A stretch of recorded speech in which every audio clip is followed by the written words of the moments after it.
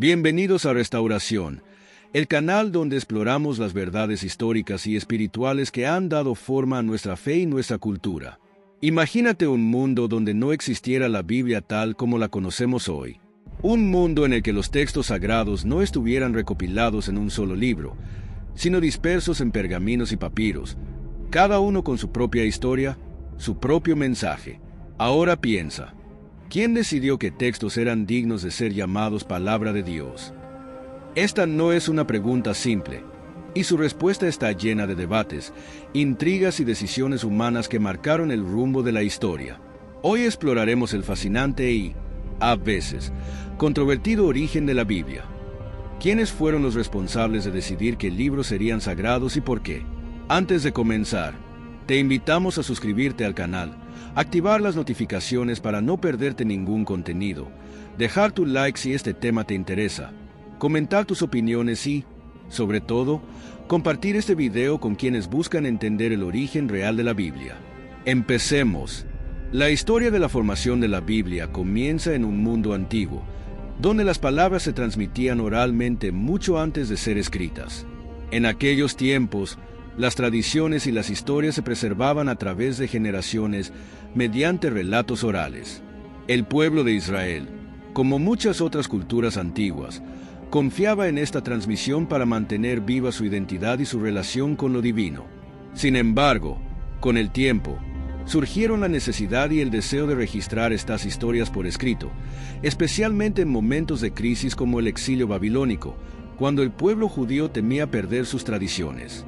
Los textos que ahora forman parte del Antiguo Testamento surgieron en este contexto cultural y religioso complejo. Desde los relatos de la creación en el Génesis hasta las leyes detalladas del Levítico y las reflexiones poéticas de los Salmos, cada libro fue escrito en diferentes épocas y con propósitos distintos. Pero estos textos no siempre estuvieron unidos en una sola colección. La primera gran decisión sobre qué libros eran sagrados ocurrió dentro del judaísmo. Para el siglo I después de Cristo, las escrituras hebreas ya estaban bastante definidas, aunque no de manera oficial. Algunos textos, como los libros de los Macabeos y Tobías, eran utilizados por ciertas comunidades judías, mientras que otras los consideraban secundarios. Fue en el siglo II después de Cristo cuando los rabinos judíos consolidaron el canon hebreo, conocido como el Tanaj, excluyendo aquellos textos que no consideraban inspirados por Dios. Este canon se dividió en tres partes: la Torá, la ley, los Nebim, los profetas, y los Ketuvim, los escritos. Este proceso no fue inmediato ni exento de controversias. Las discusiones sobre qué textos incluir reflejaban las tensiones internas dentro del judaísmo y la influencia de las culturas circundantes, como la griega y la romana.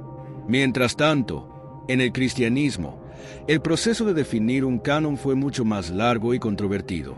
Los primeros cristianos heredaron las escrituras hebreas, pero también comenzaron a escribir sus propios textos, como los evangelios, las cartas de Pablo y otros escritos que circulaban entre las comunidades. Durante los primeros siglos, no existía un consenso sobre cuáles de estos textos eran inspirados por Dios. Algunos cristianos aceptaban libros como el Pastor de Hermas o el Evangelio de Tomás, mientras que otros los rechazaban por considerarlos heréticos o poco confiables. El primer intento de definir un canon cristiano vino de un hombre llamado Marción en el siglo II. Curiosamente, su versión excluía el Antiguo Testamento por completo, argumentando que el Dios de los judíos no era el mismo que el Dios revelado por Jesús. Esta postura radical generó una fuerte reacción en la Iglesia, que comenzó a reflexionar sobre qué textos debían ser considerados sagrados. Marción, sin quererlo, impulsó un debate que duraría varios siglos.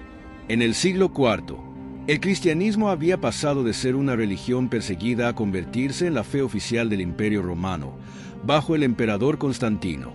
Este cambio político también influyó en la formación del canon bíblico. Los concilios de Hipona, 393, y Cartago, 397, jugaron un papel clave al listar los libros que hoy forman parte del Nuevo Testamento. Sin embargo, estas decisiones no estuvieron exentas de polémica. Algunos libros, como la Carta a los Hebreos y el Apocalipsis, fueron ampliamente debatidos antes de ser aceptados. Es importante destacar que no todos los cristianos aceptan el mismo canon bíblico. La Biblia católica incluye libros como Sabiduría y Eclesiástico, que los protestantes consideran apócrifos, mientras que las iglesias ortodoxas tienen aún más libros en su canon. Esta diversidad refleja la complejidad y la riqueza de la historia de la Biblia, así como las diferencias teológicas y culturales entre las distintas tradiciones cristianas.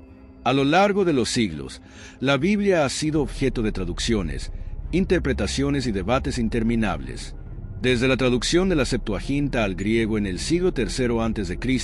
hasta la Vulgata latina de San Jerónimo en el siglo IV después de Cristo, cada versión de la Biblia refleja las necesidades y los contextos de su época. En la Edad Media, los textos bíblicos permanecieron mayormente en latín, inaccesibles para la mayoría de la población, hasta que la Reforma Protestante impulsó traducciones al lenguaje común. La Biblia de Lutero en alemán y la King James en inglés marcaron un antes y un después en la historia de la Escritura. Incluso hoy, las discusiones sobre cómo interpretar ciertos pasajes continúan dividiendo opiniones y generando nuevas perspectivas. Las traducciones modernas buscan equilibrar la fidelidad al texto original con la comprensión cultural contemporánea, lo que a menudo genera debates entre estudiosos y comunidades de fe. La Biblia no cayó del cielo en su forma actual. Es el resultado de siglos de debates, decisiones humanas y, para los creyentes, divina.